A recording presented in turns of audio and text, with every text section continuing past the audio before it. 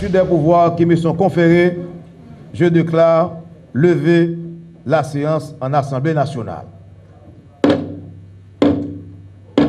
Députés et sénateurs se sont réunis ce lundi en Assemblée nationale en vue de clôturer la première session législative. Dans son discours de circonstance, le président de l'Assemblée nationale, Scholzer Chancy, a indiqué qu'aucune commission ne pourra mettre en question le mandat des parlementaires. Notons que les députés sont partis en vacances, mais ils sont prêts à sacrifier leur congé s'ils sont convoqués à l'extraordinaire. Soulignons également que le Sénat siège en permanence. Comme dans les pires situations, il y a toujours une éclaircie, une lueur dans les ténèbres. Il y a lieu d'interpréter l'accord du 5 février comme une rectification des erreurs du passé, comme étant une volonté d'apporter une solution à une crise au contour menaçant pour notre pays et enfin, comme un ultime effort de remettre plus tôt possible par les élections crédibles la nation haïtienne sur la voie de la légalité constitutionnelle avec un nouveau président élu démocratiquement.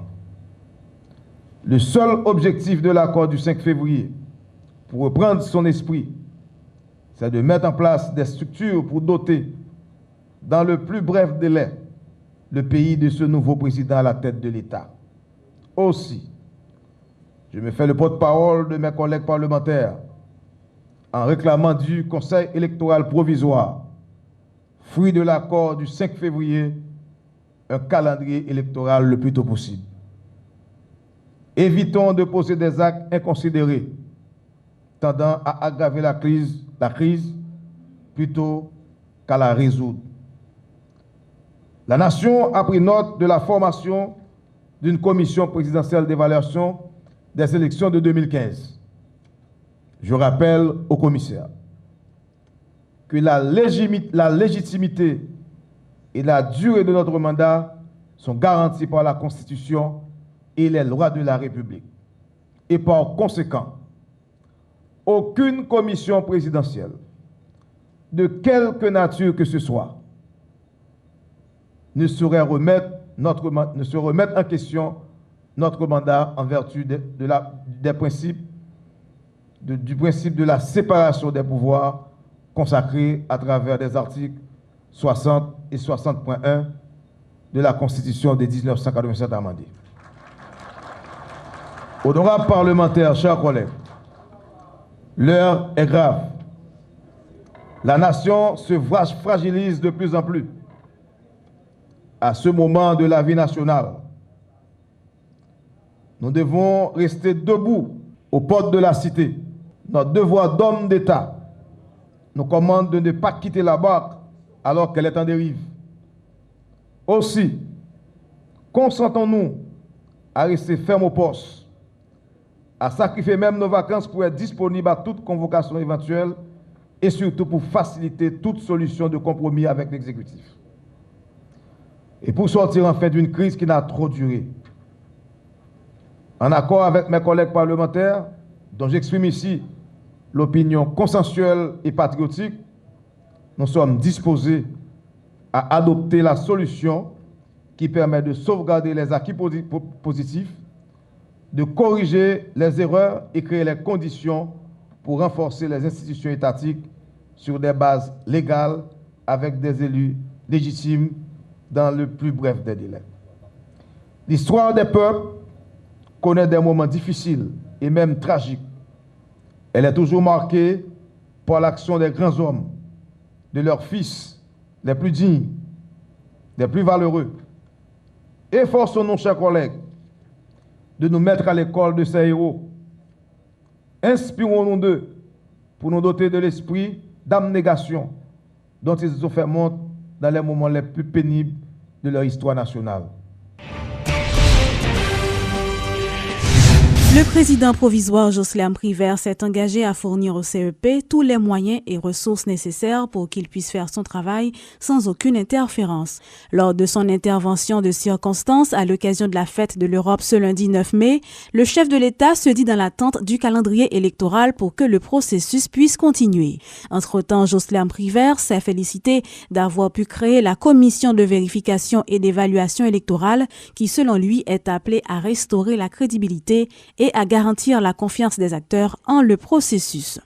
Depuis mon accession à la plus haute responsabilité de l'État, dans l'esprit du consensus que réclame le moment, je m'évertue tous les jours à respecter la feuille de route qui m'a été assignée. Le gouvernement du Premier ministre Sénèque Jean-Charles a été ratifié avec une large majorité au Parlement. Le Conseil électoral provisoire a été créé. La commission de vérification et d'évaluation électorale, demande récurrente de la majorité des acteurs politiques et de la société civile, a été créée et est à pied d'œuvre. L'on observe aujourd'hui un intérêt grandissant de plusieurs institutions nationales et internationales à observer le travail de cette commission appelée à restaurer la crédibilité et garantir la confiance des acteurs dans le processus électoral. Aujourd'hui, nous attendons le calendrier électoral qui est promis par le CEP. Cet organisme autonome, créé par la Constitution, est le seul mandaté pour gérer les affaires électorales. Je m'engage à leur fournir tous les moyens et ressources nécessaires pour faire leur travail sans aucune interférence. Mon souci et l'une de mes préoccupations urgentes est le retour le plus rapidement possible, Monsieur l'ambassadeur, à la normalité constitutionnelle. Je le dis et je le redis encore, mes préoccupations en tant que président de la République, je suis concerné au premier chef par la question de la stabilité politique de mon pays, indispensable à la promotion des investissements, capable de créer des emplois et de la richesse. Pour l'ambassadeur de l'Union européenne accrédité dans le pays, Haïti fait face à de nombreux défis, notamment en matière de politique. Selon Vincent Degère, il ne s'agit pas d'une ingérence, mais il est nécessaire de mener à terme le processus électoral le plus rapidement possible en vue de résoudre la crise. Or, force est de constater que 30 années après la dictature et 6 ans après le terrible tremblement de terre, Haïti reste confronté à de multiples défis. Politiques, financiers, économiques, alimentaires, environnementaux, quand ils ne sont pas sismiques ou climatiques comme ces derniers jours. Pour relever ces défis, dont les causes sont pour la plupart structurelles, il est nécessaire de restaurer la confiance, d'assurer la stabilité et donc prioritairement de résoudre la crise politique institutionnelle. Il convient de mener à son terme le plus rapidement possible le processus électoral en cours, car la stabilité politique constitue un préalable incontournable pour retrouver la croissance économique et prendre à bras le corps les problèmes brûlants qui se posent au pays. Pour ce faire, Haïti a besoin de dirigeants redevables envers leurs citoyens et envers les électeurs, et d'une administration qui fonctionne et qui est capable d'imprimer une action sur le moyen et sur le long terme, avec des résultats visibles et mesurables par chaque citoyen. Rappeler cette vérité ne constitue nullement une quelconque forme d'ingérence, bien au contraire. L'appropriation du développement national est notre vœu le plus cher, comme en témoignent les modalités de notre coopération, qui visent en premier lieu la réforme de l'État et ses implications, comme par exemple en matière de finances publiques, de modernisation de l'administration ou de lutte contre la corruption. Le candidat à la présidence du PHTK, Jovenel Moïse, confirme avoir pris l'initiative de rencontrer le coordonnateur national du Parti La Paix, Anacassis Jean-Hector, vendredi dernier. M. Moïse a indiqué que la rencontre a été fructueuse et s'est déroulée dans le respect mutuel. Par ailleurs, le candidat du PHTK rappelle qu'il n'a pas peur du travail de la commission de vérification électorale. Selon Jovenel Moïse, tout ce qu'il souhaite, c'est que la lumière soit faite sur les élections du 25 octobre. Dans l'accord 5 février que le président signe, moi pas ouais, un côté dans l'accord qui gagne une commission de vérification. Ça veut dire pas ouais. Côté moi dans le niveau conseil électoral. Là. Ça, c'est le troisième élément. Si vérification est supposé gagner, son approfondissement de vérification, c'est-à-dire une commission d'évaluation, qui lui-même te font vérification. Son approfondissement de vérification, ça, d'après ça, accord a dit. Qui entité qui vient pour faire approfondissement ça? Ce n'est pas le palais national, c'était le conseil électoral provisoire. Malheureusement, nous voyons que tu as un jeu de ping-pong, tu as un retour de balle entre le palais et le conseil électoral provisoire. Et c'est ça qui vient accoucher, je dis à nous, une commission que le palais a formé. Moi-même, moi, dis ça.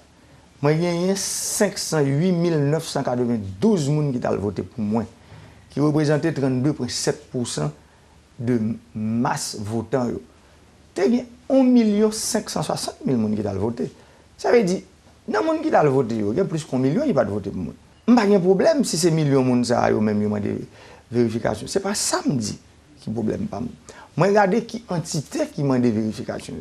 Ça veut dire vérification. Ensuite, Jovenel Moïse n'a pas peur de la vérification. Au contraire, je suis pour la vérification.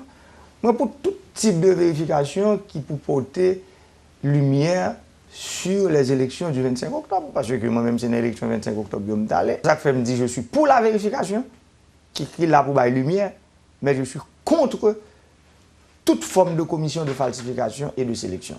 Ça veut dire, monsieur, il y a des destins pays à main. Jovenel Moïse, il y a 508 992 personnes qui ont voté pour lui. Il y a veillé en haut, il y a veillé en bas. Et nous, clairs avec lui, nous disons, nous pi fort, nous pi plus, nous pi sage, mais nous ne pouvons pas faire bac.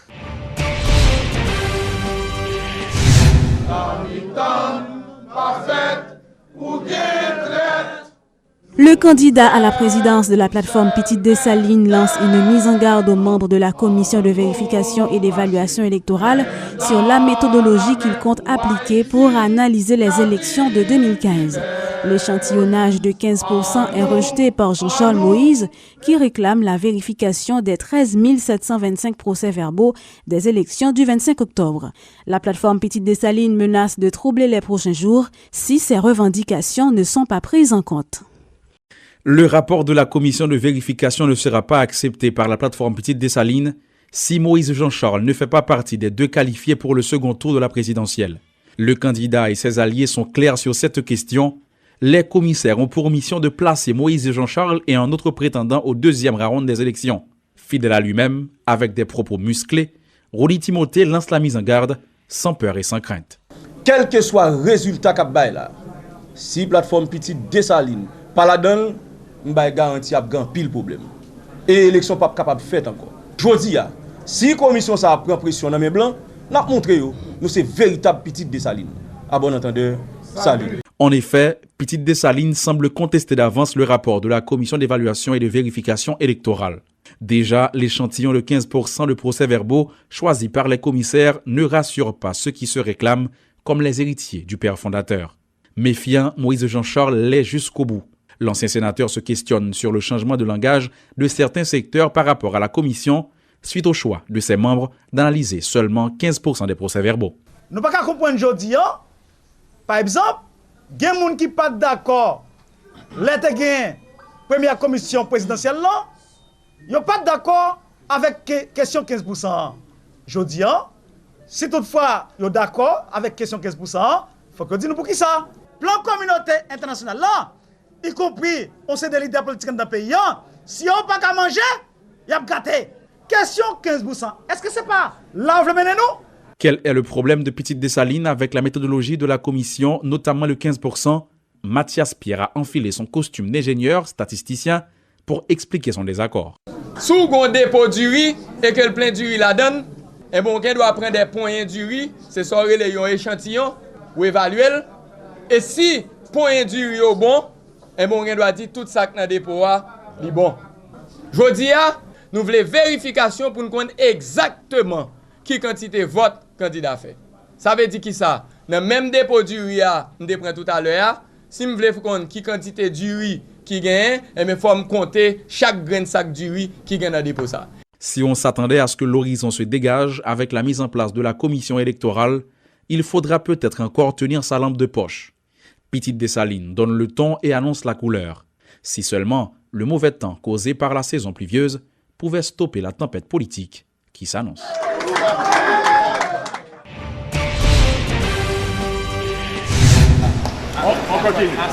Un échantillon de 25% des procès-verbaux sera soumis à l'évaluation de la commission de vérification électorale. Cet échantillon, qui était de 15%, a été revu à la hausse par les membres de cette entité. L'annonce a été faite ce mercredi dans le cadre de la première journée de travail de cette structure, au cours de laquelle plusieurs représentants de partis politiques et d'organisations nationales et internationales d'observation électorale ont été remarqués. Tout en promettant un travail techniquement bien fait, les commissaires ont réaffirmé leur intention de respecter le délai de 30 jours qui leur a été imparti. Au centre de tabulation des votes, la commission de vérification électorale a entamé ce mercredi sa première journée de travail. Au terme d'une petite réunion d'harmonisation avec les partis politiques, les organisations nationales et internationales d'observation représentées, le porte-parole de la commission, Gédéon Jean, a annoncé une augmentation au niveau de la taille de l'échantillonnage. Nous déterminons un intervalle de confiance de 95% et un marge d'erreur de 2%. Maintenant, sous 12 939 PV qui étaient comptabilisés, nous avons gagné pour nous travailler sur 2029 PV. Okay? Maintenant, ça, c'est à partir d'un intervalle de confiance que nous établissons. Maintenant, comme il y a des préoccupations qui sont exprimées et que c'est légitime, mais scientifiquement, techniquement, ça ne va pas changer. Ouais, et les résultats, ça que nous allons jouer. Donc, nous choisissons passer échantillon, nous augmenter comme nous était représenté 15%, les 25%, mais nous toujours exactement même intervalle de confiance, même marge de erreur. Ainsi, par l'entremise d'une quarantaine de techniciens issus vraisemblablement des universités de la capitale, la commission de vérification électorale se propose d'utiliser les méthodologies les plus fiables selon ses membres pour réaliser son travail. Michel-Éric Gaillard est représentant de l'Ordre des comptables agréés haïtiens au sein de la commission. Après les faits de comptage, nous allons prendre les listes d'émargement, les personnes qui ont signé, avec les numéros des signes, nous allons les enregistrer et nous allons les scanner. Nous allons comparer les signes écrits à la main avec les signes scannés. Et on va pouvoir détecter le nombre de signes qui ne correspondaient pas aux signes scannés. Donc on a une méthodologie très robuste. Pour les représentants des partis politiques qui ont assisté à cette séance de mise en train réalisée par la commission de vérification électorale, comme pour certains délégués d'organisations d'observation électorale, les modifications apportées en ce qui concerne le nombre de procès-verbaux à vérifier ne semblent pas poser problème. C'est le cas notamment de l'ancien sénateur Yvon Feuillet de Famille Lavalas et de la directrice de programme au RNDDH, Marie-Hélène Gilles. Son population ou bien son univers de 12 000 et que vous venez avec un échantillonnage de 25%, est très représentatif. Donc par conséquent, nous n'avons pas un problème, surtout les fait avec nous. Comparativement à tout ça, si le cas augmente plus, l'étape toujours plus bon. Donc nous avons souhaité aller plus loin, pas bien une commission déjà là, ça l'autre encore, nous pas souhaité tourner dans la commission encore. 30 jours, c'est le délai imparti à la commission indépendante de vérification électorale pour produire son rapport. Et malgré les inquiétudes exprimées, les membres de la commission se veulent convaincus quant à l'efficacité qui aura caractérisé leur travail. Depuis le centre de tabulation des votes, Éloge Milfort et Gaston Delpech pour Télémétropole.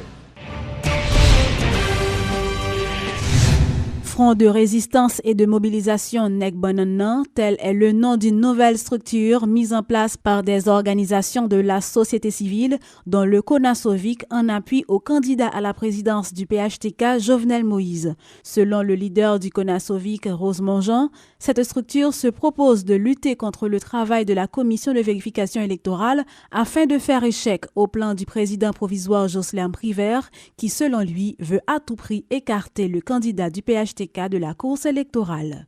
Pour nous dire commission de vérification, 1, nous ne pas reconnaître lui, 2, nous pas bataille contre lui, 3, Jovenel Gilles Célestin dans le deuxième tour, conseil électoral là avant 31 mai, lui doit bailler calendrier élection. Sinon, ne pas s'activer dans la mobilisation qui va déclencher dans le pays, monsieur Privé, Parlement, CEPA a porté responsabilité.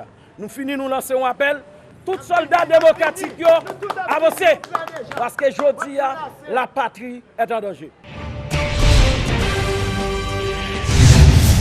Plus de 400 procès-verbaux qui ont été mis à l'écart sont analysés par la commission d'évaluation et de vérification électorale au centre de tabulation.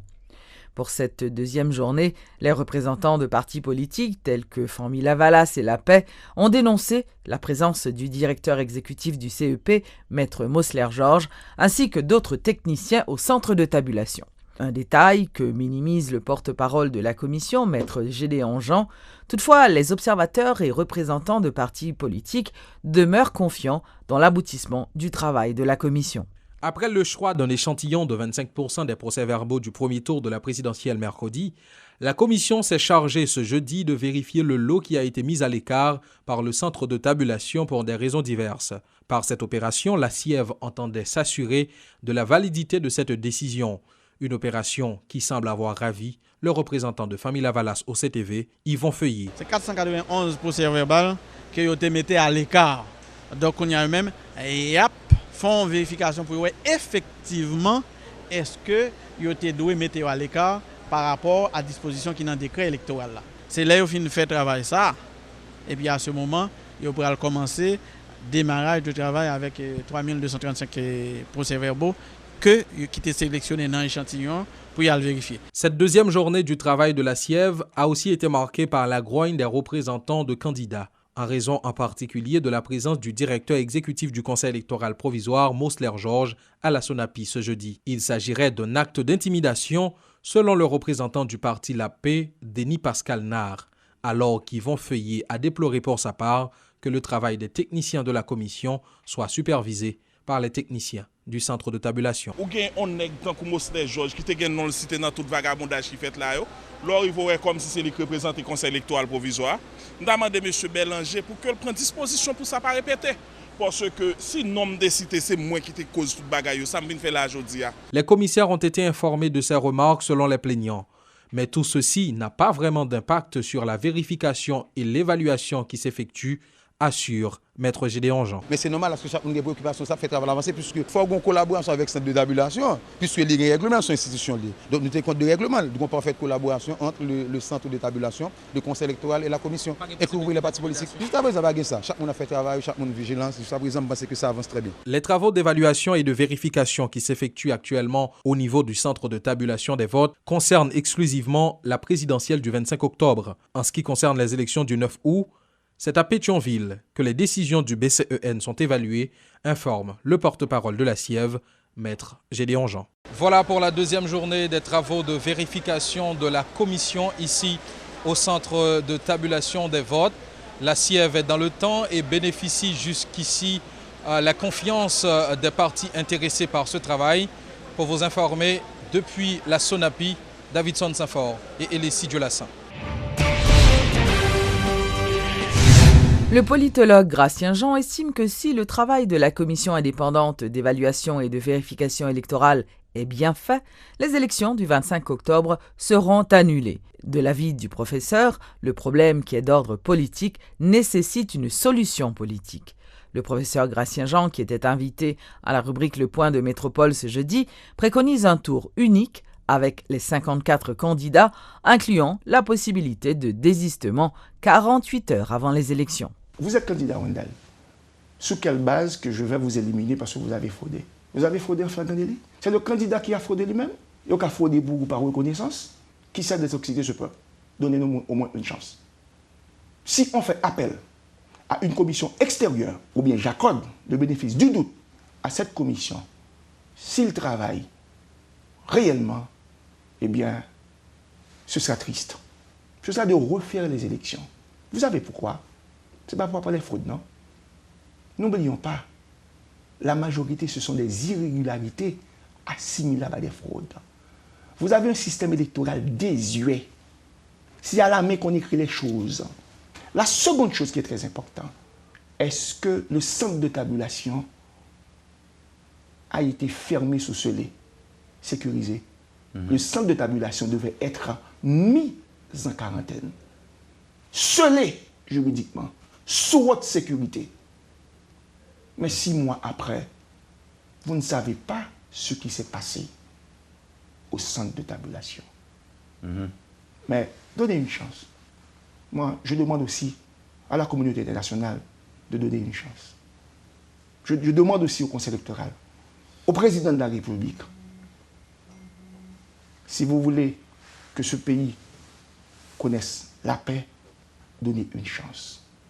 Réaliser un tour pluriel. Lorsque je dis un tour pluriel, que le conseiller Léopold Bélanger affirme son leadership.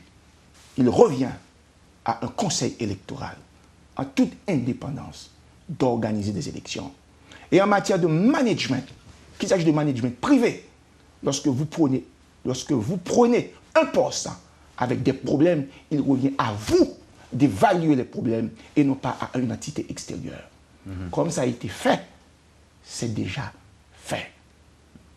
Il faut penser au compromis politique pour résoudre ce problème.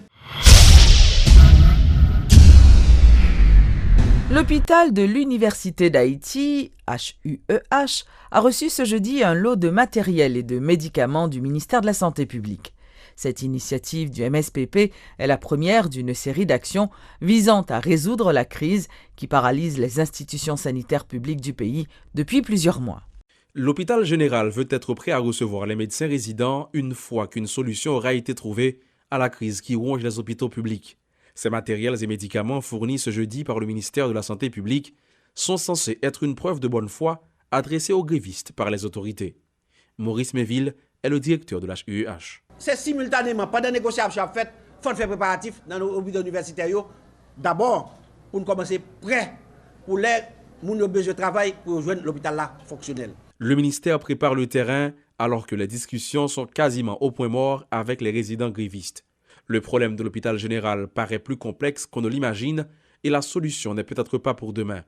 Avec un budget de 14 millions de gourdes par exercice fiscal, l'administration ne peut faire face à certains problèmes récurrents, regrette Maurice Mainville. Si l'État pour 14 millions de gourdes là, l'hôpital général n'a pas de rien, si le ministère n'a pas de nous bagaille dans le fonds extra budgétaire gagné. Ne serait-ce qu'un train pour laboratoire a coûté nous autour de 700 000 gouttes le mois. Un train pour radiologie coûte nous autour de 500 000 gouttes le mois. Donc, ouais, là, on a 1 166 000 gouttes exactement disponibles par tranche de 12e. Donc, il est nettement insuffisant pour l'hôpital. Donc, estimation, étude qui était faite sous lui, depuis 2007, demandé que nous avons besoin de 165 millions de gouttes de fonctionnement général. De la compréhension, le directeur de l'HUEH en réclame de la part de ceux qui fréquentent le centre hospitalier, mais également de la part du personnel. Pour un hôpital qui reçoit 800 patients en externe par jour, les intrants ne seront jamais disponibles en quantité suffisante. Le docteur Maurice Mainville appelle à la collaboration de tous. 120 à 150 cap vin hospitalisés là, en urgence là. L'hôpital n'a pas besoin de moyens pour satisfaire, pour payer, pas payer, non? Non. Il y a toujours une prescription pour aller chercher. Parce que si quantité électronique est disponible, il a toujours fini. Ça va exister. Il va jamais exister depuis 1995 l'hôpital a existé. Il était dans l'Amérique dans le premier temps. 70 ans après, depuis Haïtien a dirigé. Il va jamais gagner, non? Il va pas faire miracle. Pas bail moun yo menti, n'a dit que a toujours gen moun k'ap vinn là. Premier vini yo a geta jouer train, reste yo pral braque prescription. En fournissant des lits, des réfrigérateurs, des chaises roulantes et pliantes ainsi que des médicaments, les autorités sanitaires tentent de s'attaquer à un problème qui est à l'origine d'arrêt de travail dans les hôpitaux publics de plusieurs régions du pays. Certains parleraient de pansement sur une plaie béante, mais d'autres y verront un pas dans la bonne direction. Entre-temps, seuls les grévistes détiennent le dernier mot, mais ils ne souhaitent pas encore le prononcer.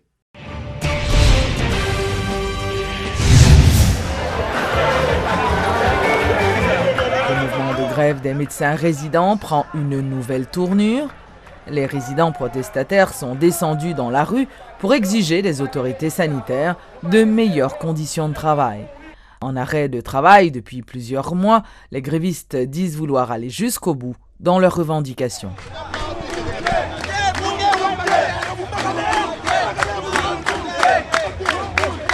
Grève dans les hôpitaux publics, les médecins grévistes ne démordent pas. Après plusieurs semaines d'inactivité, particulièrement au niveau de l'hôpital général à Port-au-Prince, les médecins grévistes ont décidé de marcher à travers la capitale ce vendredi matin pour continuer d'exiger de l'État haïtien de meilleures conditions de travail. Nous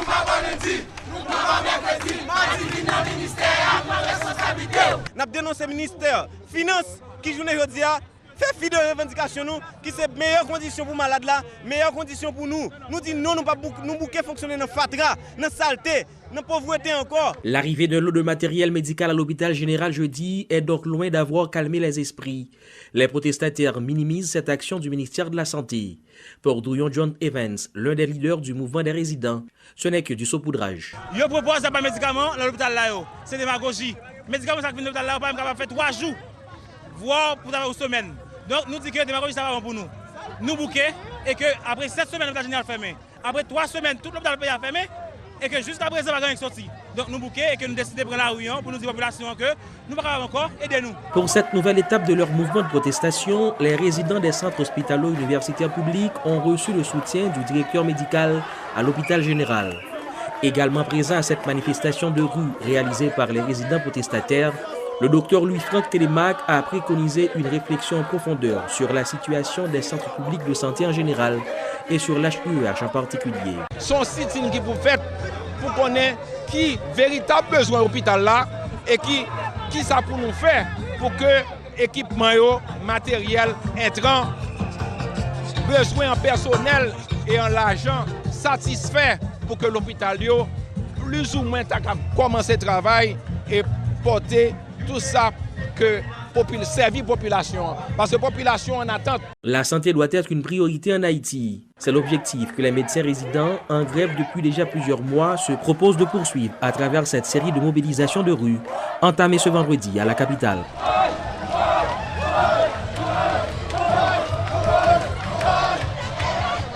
Depuis les rues de Port-au-Prince, Éloge Milfort et Elessie Diolassin pour Télémétropole. Des ouvriers de la sous-traitance ont lancé un mouvement de protestation ce mercredi, suivi d'un sitting devant les locaux de la Société nationale des parcs industriels Sonapi. L'initiative est venue d'employés des entreprises de manufacture situées sur la route de l'aéroport qui se sont dirigés à la Sonapi en vue de rechercher le soutien d'autres ouvriers. Les protestataires réclament un salaire minimum de 500 gourdes et exigent entre autres le respect des dispositions de loi relatives à cette question. Toutes les activités ont été suspendues à la Sonapi, paralysant ainsi la circulation dans cette zone pendant plusieurs heures. Rappelons que le Conseil supérieur des salaires avait soumis son rapport au gouvernement prévoyant un salaire minimum de 300 gourdes pour le secteur de la sous-traitance. Cette proposition n'a pas été officiellement acceptée par le gouvernement. Nous sommes au parc industriel métropolitain de Port-au-Prince où depuis et ce mercredi matin, des employés de la sous-traitance et des industries de textiles observent un arrêt de travail pour exiger des autorités l'application des recommandations du Conseil supérieur des salaires relatives à une augmentation de 300 gourdes pour ce secteur. Visiblement en colère, les manifestants sont sans équivoque. 8 mois de là, ils ont pour publier 300 gourdes. Malgré qu'ils n'ont pas satisfait besoin nous, ils n'ont pas jamais publié. C'est peut-être ça nous prenons béton pour publier pour nous.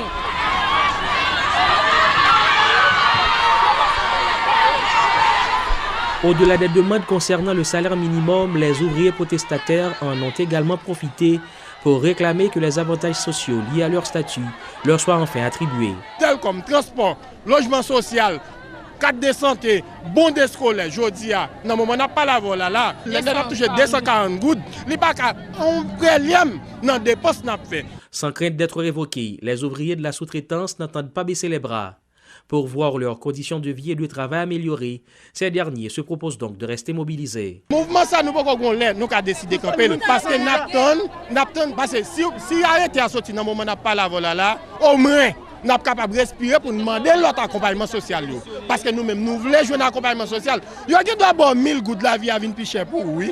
Dans son troisième rapport relatif à la fixation du salaire minimum par secteur d'activité datant de mars 2016, le Conseil supérieur de salaire a proposé à l'exécutif que le prix payé pour l'unité de production soit fixé de manière à permettre aux travailleurs de réaliser pour leur journée de 8 heures de travail au moins 350 gourdes en ce qui concerne les établissements industriels tournés exclusivement vers l'exploitation. Le CSS recommande que le salaire de production ainsi reparti devrait entrer en vigueur à partir du 1er mai 2016.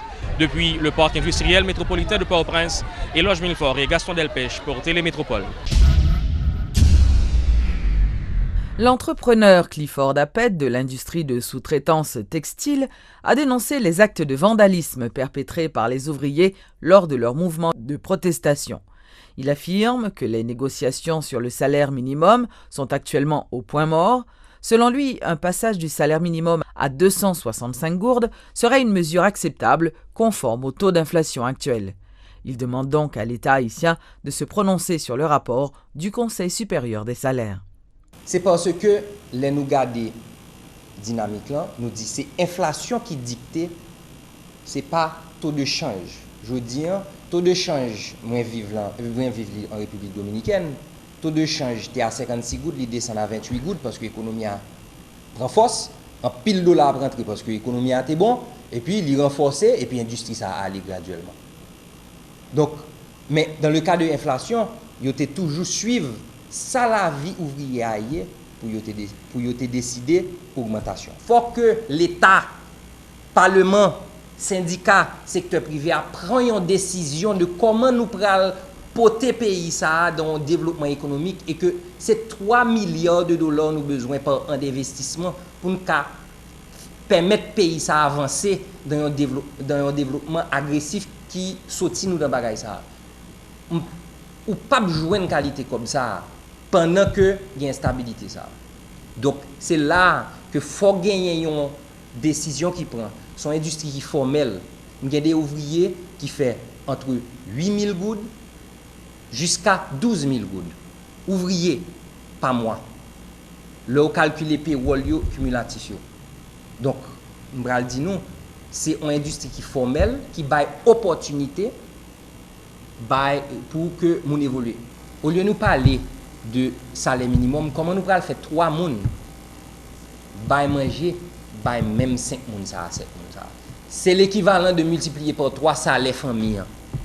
Jodi on a parlé de salaire individu, nous pas parler de salaire famille. Salaire famille jodi pas grandi parce que nous pas multiplier travail là. Près de 1500 nouveaux policiers vont intégrer la PNH. La cérémonie de collation de diplôme a été organisée ce mardi à l'Académie de police sur la route de Frères.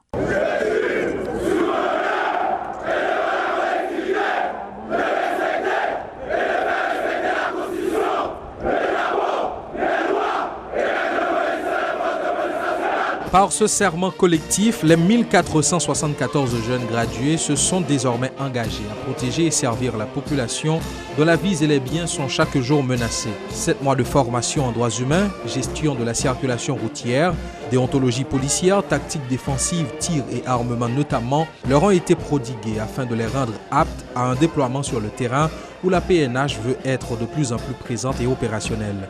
À travers cette nouvelle promotion, c'est la PNH qui renaît, a fait valoir le directeur général de l'institution policière. Michel-Ange Gédéon a recommandé à ses cadets de faire montre de neutralité et de retenue dans l'exercice de leurs fonctions. Récipiendaires de la 26e promotion, ne soyez jamais les hommes et les femmes d'une conjoncture ou d'un système politique. Soyez les hommes et les femmes d'Haïti. Faites de la loi votre guide et votre boussole, quelle que soit la conjoncture. Rappelez-vous, les défaites de la loi ne peuvent pas durer longtemps. Entre vous, je veux la fraternité, le vivre ensemble, l'esprit de corps et l'esprit d'équipe. Je veux l'entente et l'harmonie. Il faut que l'utilisation de la force soit proportionnelle à la menace, d'où qu'elle vienne, à plus forte raison, si elle vient d'un frère ou d'une sœur. Depuis sa création en 1995, la police nationale d'Haïti a toujours été au rendez-vous de l'histoire en dépit des reproches dont elle fait l'objet continuellement, a rappelé pour sa part le chef de l'État. Les risques que prend un agent de police sont énormes. Le travail n'est pas facile mais doit être bien fait, a insisté Jocelyn Privert. Cette distinction vous impose à assumer la lourde responsabilité de servir et de protéger la population haïtienne. Pour l'assumer avec le sentiment permanent du devoir accompli, certaines valeurs cardinales, comme des phares, vous devez vous orienter et vous guider vers des pôles de l'excellence et de la performance. Des valeurs comme le sentiment du travail bien fait, la loyauté, l'estime, la moralité, l'esprit de corps et j'en passe, doivent être à tous les instants vos principaux guides dans cette marche vers le succès. Atteindre un effectif de 15 000 policiers, c'est l'objectif que se fixe la PNH avant la fin de cette année. Les femmes en particulier doivent manifester de l'intérêt pour intégrer le corps, estiment certains gradués. Âgés de moins de 25 ans, ces nouvelles policières voient dans la PNH un espace de valorisation et d'opportunité. Vraiment, ça vraiment fait me content. Route là pas facile vraiment, mais au moins j'ai essayé de faire et m'arriver gradué, me dis bon Dieu merci. C'est un bagage moi terrain depuis tout petit, mais à force que conjoncture pays a pas offert jeune rien, c'est une institution qui aide qui pour aider gérer comme si une stabilité pour une vie, un avenir demain, c'est ça qui fait moi intégrer la police nationale. Donc on invite l'autre jeune fille.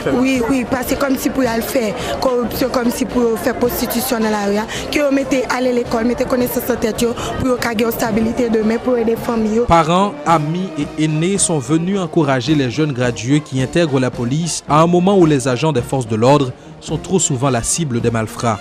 Le soutien constant de tout un chacun se révèle une nécessité pour la réussite de la mission de l'unique corps de sécurité nationale.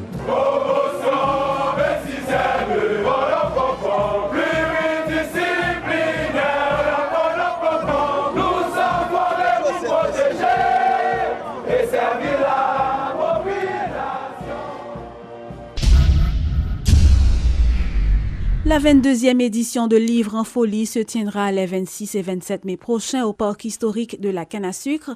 L'annonce a été faite ce mercredi par le comité d'organisation. En conférence de presse au ministère de la Culture, les différents partenaires ont mis l'accent sur l'importance de cette grande manifestation littéraire qui vise à inciter le public à la lecture. Cette année, plus de 120 auteurs seront en signature et près de 1300 livres différents seront mis en vente à moitié prix. Cette année est une édition un peu particulière pour la famille Chauvet, parce que nous allons célébrer un auteur peut-être trop peu connu pour son talent. Il s'agit de Marie-Vieux Chauvet, ma tante et la mère de Pierre Chauvet-Fils, copropriétaire du Nouvelliste. Cette grande dame de la littérature a laissé une œuvre peut-être pas importante en quantité, mais d'une qualité exceptionnelle. Et je pense qu'Emily Prophète, qui est là, pourra vous en parler davantage. En tout cas, donc c'est une édition un peu spéciale. Il y a un aspect sentimental dans cette édition pour nous, les organisateurs, et nous tenons à ce qu'elle soit une réussite totale. Cette année, nous aurons à peu près entre 120 et 125 auteurs en signature, ce qui nous permettra d'avoir une organisation mieux structuré pour accueillir les gens. Je tiens à vous rappeler que l'événement se déroule désormais depuis 2 ans sur 2 journées, le jeudi 26 et le vendredi 27. Lancement ce mercredi de la 4e édition de Miss Haïti 2016. Selon le comité organisateur de ce grand concours de beauté et d'intelligence, de nombreuses nouveautés seront apportées cette année à cette nouvelle édition. Les inscriptions se feront dans 4 villes du pays, Port-au-Prince, Cap-Haïtien, Caille et Jacmel, et sur Internet pour les jeunes filles haïtiennes vivant à l'étranger. Les applications sont ouvertes pour les jeunes haïtiennes de 18 à 26 ans, célibataires et sans enfants, selon Anedi Azael, membre du comité organisateur de Miss Haïti. Nous aurons également 2 finales pour la compétition de Miss Haïti, comme nous avons maintenant la franchise pour Miss Univers et bien sûr la franchise pour Miss World et Miss International. Donc nous aurons la finale de Miss World le 13 août 2016 à Royal de Cameroun, notre partenaire officiel. Et pour la finale de Miss Univers, c'est prévu pour le 27 août. Le casting, il n'y a pas de limite, mais pour la première phase, nous allons sélectionner 20 filles pour la première étape. Ensuite, nous allons faire une première élimination pour arriver à 15 filles et finalement à 12 finalistes. Dans tout le pays, nous aurons 4 différents castings. Nous faisons pour Jacmel le 11 juin, ensuite nous allons au Cap-Haïtien le 18 juin, ensuite les Cailles le 25 juin et finalement Port-au-Prince le 2 juillet.